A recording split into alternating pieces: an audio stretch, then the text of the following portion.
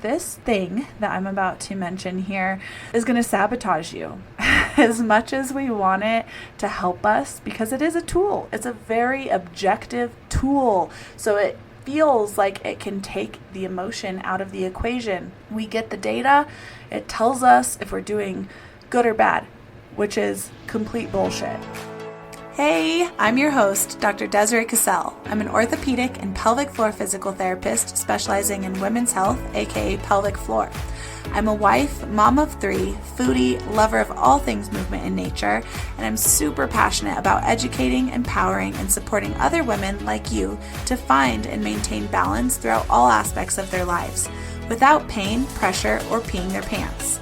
And this is the Balanced Momtality Podcast, where we will talk about all things pelvic floor, your core, and optimizing your pregnancy, birth, and postpartum recovery, providing you with the knowledge and tools so that you can feel like the strong, playful, and happy mom that you and your family deserve.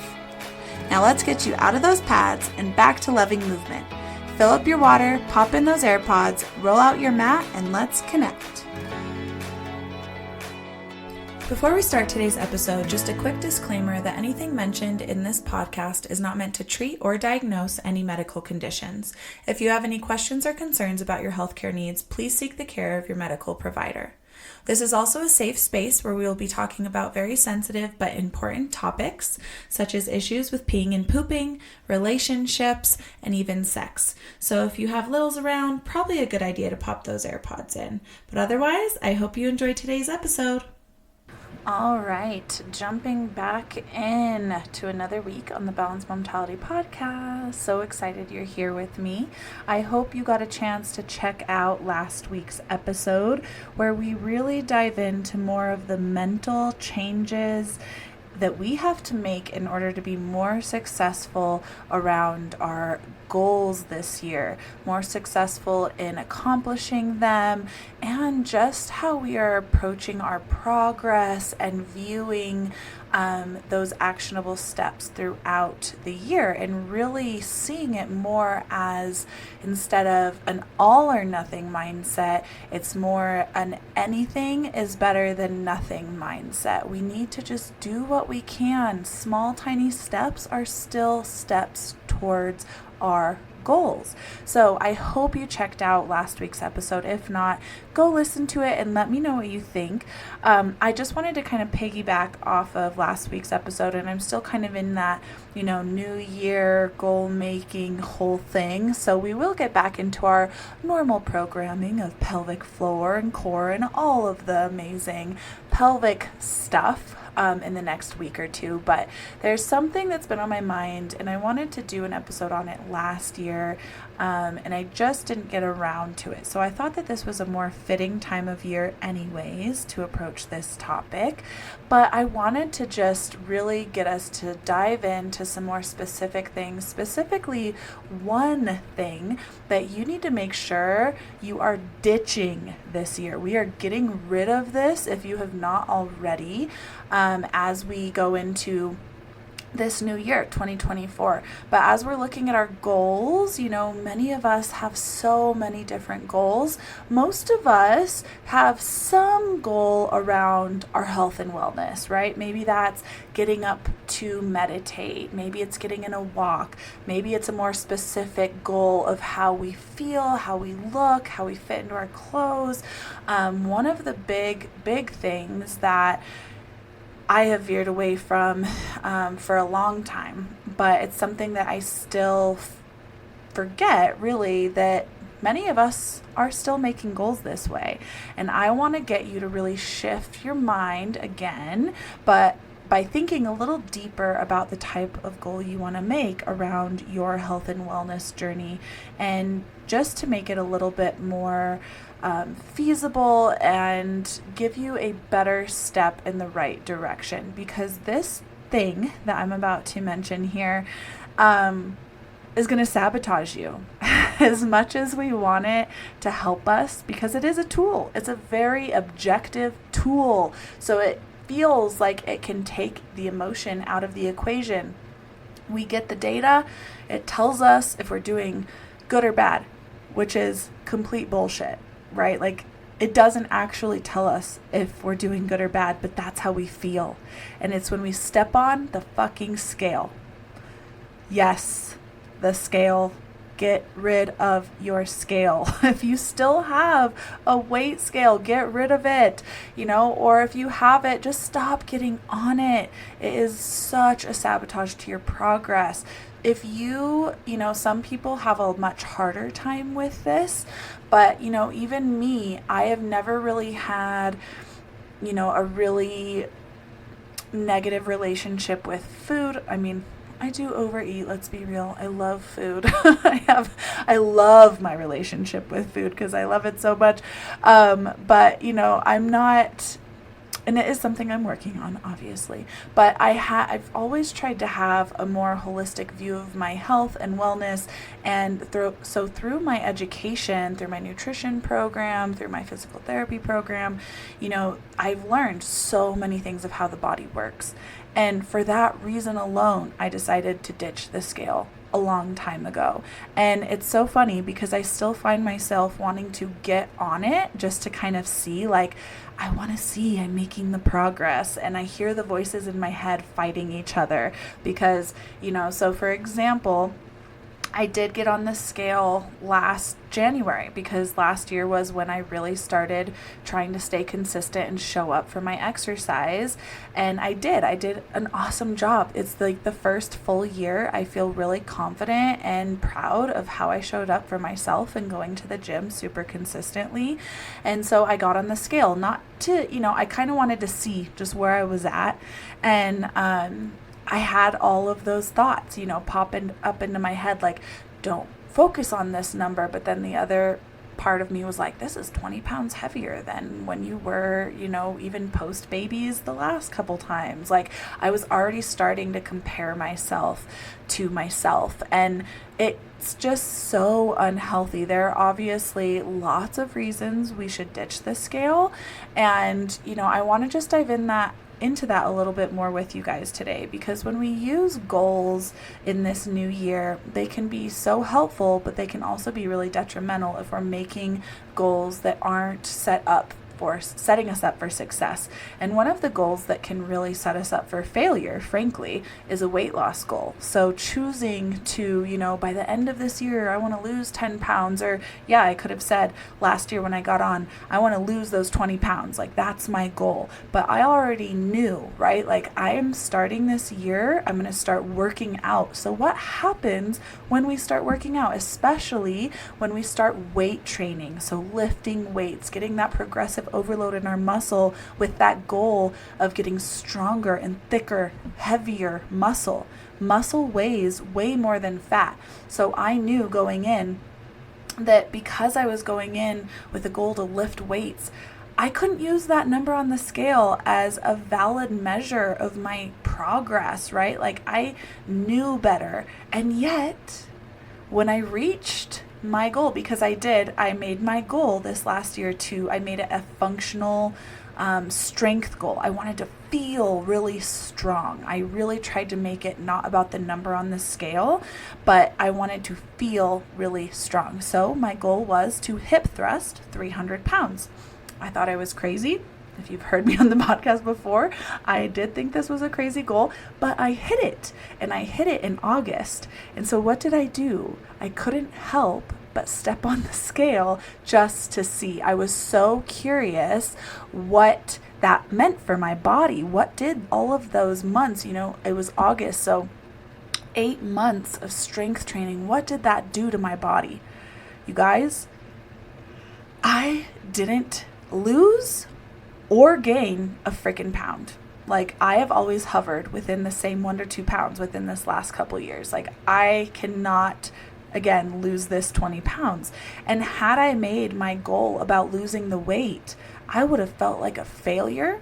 I probably would have felt like all of my efforts were for nothing. And I wasn't really, because these were the thoughts. As soon as I stepped on that scale and saw that number hover around the same exact freaking number 8 months later, after I knew all of the effort that I had put in showing up at the gym, I heard all of the stories, all of the negative narratives pop up in my head. Was it worth it? Are you doing anything? Why are you showing up here? And I just had to say, shut the hell up. Shut up. Get out of my head. I know better than this. I stepped off that scale, knew that I was never going to get on that scale again, at least in terms of, measuring my progress. I do think it's interesting to get that data, just like when we go to a doctor's appointment and they take that information at your yearly checkup or whatever. Like, yes, we want to make sure we're not missing huge things and gaining a ton of weight that makes no sense or losing a ton of weight that makes no sense. Like, this can be a big marker for our health. But when you know that you are changing and you are working towards a health and wellness goal, I want to encourage you to not use the scale, one, as your goal, right? I don't want weight loss to be any part of your goals. Like, we don't necessarily I'm sure, again, the 20 pounds lost would have been great. But what is more important? What are those value-based goals that we talked about more in the last couple episodes, so that you can have it be something that is more meaningful to you, and it is just going to keep you showing up? Because again, that goal I made was to hit that 300-pound hip thrust, and I did. So even though my weight stayed the exact same, I was still beaming. I was so proud of myself. Instead of feeling like a failure, I was so proud of myself because I did hit that goal and I knew my efforts had paid off. I was stronger. I felt great. And because of my education and knowledge and awareness of the scale and the damaging sabotage that it can cause to our mental health and our wellness fitness journey, because most of us, once we get on that scale and we either see the number go up, like maybe it didn't move very much, or maybe it even went up, people are like, well, fuck this. Why am I even keep showing up here? Why do I keep putting all this energy in? So they slowly start eating worse again. They slowly start falling off showing up at the gym. And this is where that yo-yoing of diet and exercise comes into play, when we're letting that scale dictate how you feel about yourself and your success and your progress moving forward. And so I used all of that knowledge when I stepped on that scale and I heard all those little voices come back into my head and those narratives and stories coming back in. I was like, you know what? I've been lifting weights. I know that muscle is heavier than fat. This is body recomp. This is redistribution of weight, because I know I've gained muscle. Obviously, I just hip thrusted 300 pounds when 8 months before I could barely hip thrust a 50-pound kettlebell. Like, I know that it makes sense why my weight is the same. And in fact, why it might even be a little heavier, because I am working out so heavily and eating more protein so that I can get heavier muscle mass. Now, so we want to make sure that we are setting those goals that are going to set us up more for success and take away some of those objective measures that can truly sabotage you, which I do feel like the scale is just such a negative thing to keep in your routine, and is something you're checking in on, because it doesn't freaking matter. What matters is how you feel, right? How you feel, whether that's your strength, your energy, your mood, like that is what matters. So let's make some goals more around that, even if it is, right? Like, again, I would have been happy to lose the weight, but I knew my biggest thing is I want to have a lifestyle of health and wellness. So what does that look like? Maybe we adjust it a little bit so that you're eating, instead of focusing on the weight loss, we're focusing on getting more fruits and vegetables in. And that's kind of my thing this year, because yeah, I worked my butt off strength training. I still plan to work my butt off strength training, but I feel like I still have, some diet gut stuff to work out, because my pants are around the waistband, still fitting a little tighter than I would like. I still feel a little bloated. I have some poop issues, right? Like TMI, but I always say never TMI in my corner. And so I know mine's more of a diet thing. I need to get my diet in check.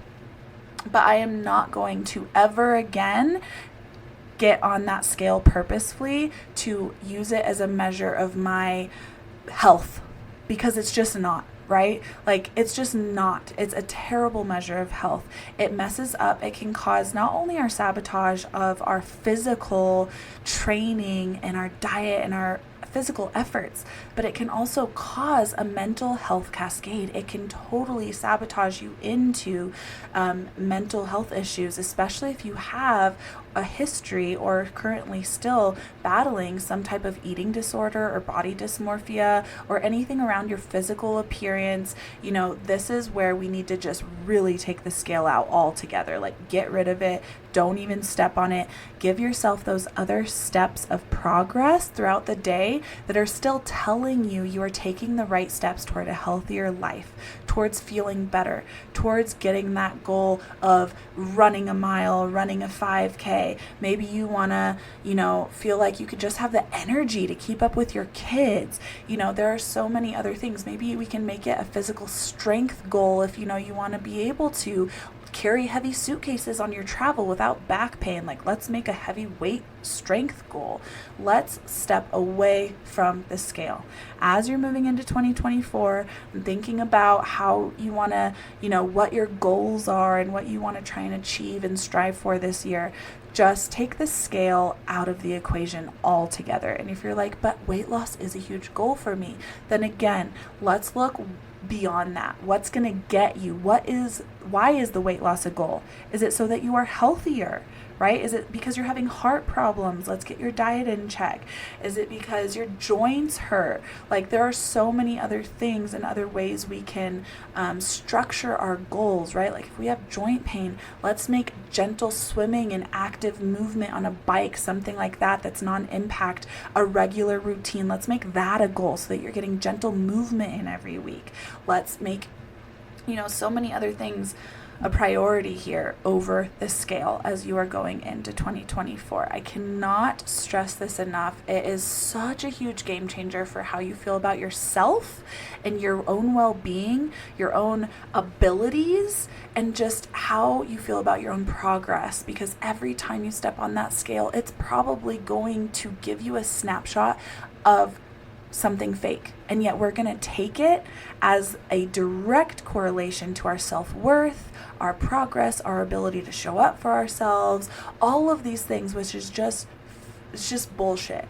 It is straight up bullshit. The scale lies to you. Even if it is giving you a true factual number of your body weight, it is not telling you your self-worth. It is not telling you all the progress and effort you've been putting in. And it is not telling you how amazing of a fucking human you are just for showing up. So show up for yourself in 2024. Make the steps, make the goals. I am here to help you along the way and along that journey. And if you feel like this is something you're going to have a hard time with, please reach out to me, because I promise you it is going to benefit you so much to take this out of your goal making and just out of your lifestyle in general. Let's ditch the scale. 2024. It's going to be a great year of value, functional based goals. We're getting rid of the scale altogether. I hope this inspired you and maybe just made you think a little differently about how you're viewing your goals, how you're viewing your progress, how you're viewing your self-worth. Don't let the numbers on the scale do it for you. Okay, let me know what you think. Balanced Momtality Wellness and Support Group on Facebook. Send me a DM on my socials. I'd love to hear from you guys. I'm on the Balanced Momtality on Instagram and Facebook. Come over, follow me if you're not. I like to post little tips and tricks and exercises there, and it's just a place where we can connect even more. So I hope to hear from you, and stay tuned for our next episode on the Balanced Momtality podcast next week. Well, that's it for today's episode. I hope you enjoyed it as much as I did, and I want to thank you so much for taking the time out of your busy day.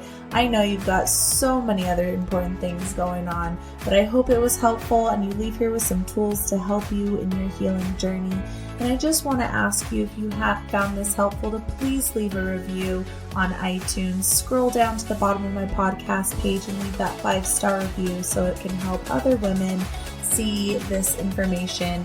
And also, if you want to be a part of my community of amazing women trying to balance all the things, great tips and insight and sharing stories and just motivating each other along the way, feel free to join my Facebook group, The Balanced Momtality Wellness and Support.